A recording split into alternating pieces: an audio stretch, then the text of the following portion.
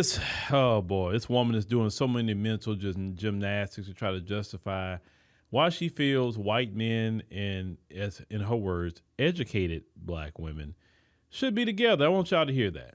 The union between white men with power and black women with education is what America actually needs in order to finally heal. And the only obstacle standing in the way of this union is the beauty standard. And when you think about it and look at the media basically polarizes white men and black women to be on opposite ends of the political spectrum and the social hierarchy, when in actuality, these are the two groups in America that are the backbone of this country. And so when we bring these two groups together, we can actually see reparations happen in a way that's more organic and natural. And this is part of the reason why I'm not pro-black, I'm pro-black woman. Not to say that I don't love black men, I do, but I think that when we as black women who are educated date outside of our race, we open ourselves up to the opportunity of actually receiving things like asset ownership, land, and property. So the question becomes how we fight against the beauty standard and, position ourselves as women in these spaces where we can actually receive partnership that repairs our communities. Now, you guys know I'm also down for the matriarchy, and I think we should be only focusing on the top 10% of men. And so I think as women, especially as black women, we have to think like, how can we express our femininity in ways that attract this top percentile of men? And how can we put ourselves in rooms and have hobbies and interests and experiences in life that give us access to these men?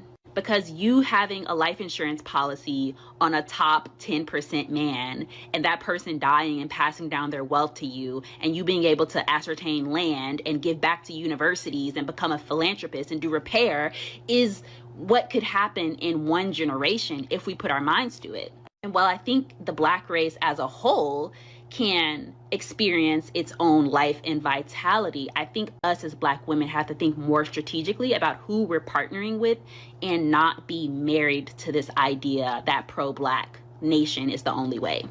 Ma'am, where do we start? First and foremost, white men and black women being in relationships, nobody's trip on that. They don't trip on that at all. They don't even bat an eye to it, to be honest with you. Now, a black woman and a white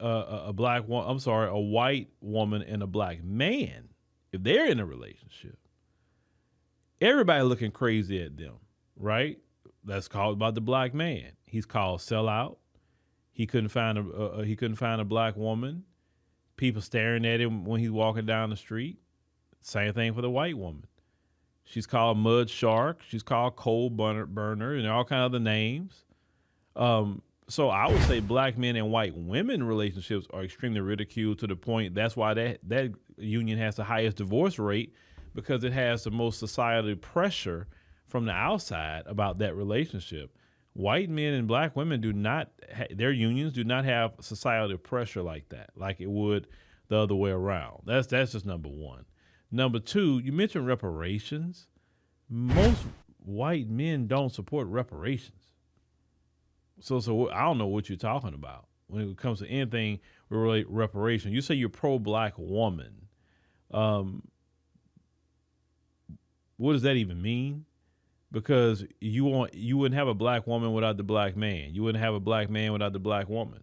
You wouldn't have black children without the black man or the black woman.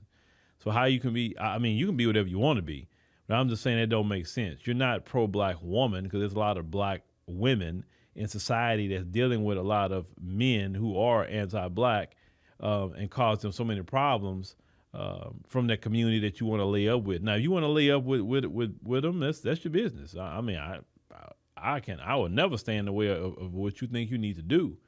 I ain't got that kind of bandwidth, right? No, that's dumb.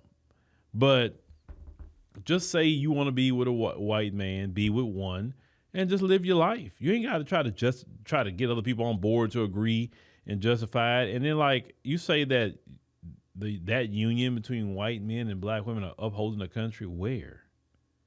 That union is not upholding the economy. It's not upholding the military. It's not upholding the Senate, the House of Representatives, the Supreme Court. It's not upholding law enforcement. That relationship isn't upholding anything. You're just talking crazy at this point. You don't know what you talking about. You know, like it's just amazing how she trying to do all this mental gymnastics to justify, you know, her choices. You ain't got to justify your choices to nobody online. You don't have to do that. Just do whatever you want to do. Now, if somebody look at you, question you, or whatever, that's gonna come with the territory. But it is what it is. But there's no way that union you're talking about. Listen, if that's the case, then there was plenty of white men that was forcing themselves on black women during slavery. That didn't help anything, did it? No. They were just doing whatever they wanted to do in that time period. But it's on you, really, what you want to do with your relationships. You know, but don't sit up here and you're trying to justify what you want to do. Just do it. You don't have to come up with no super explanations why, you know, but I know why you come up with all these explanations, because in the back of your mind, the ancestral trauma coming up and the ancestors getting on to you about that, because the ancestors was you know, taken advantage of by a lot of those men, and you willingly laying up with them. That's why you justifying it. That's exactly what it is.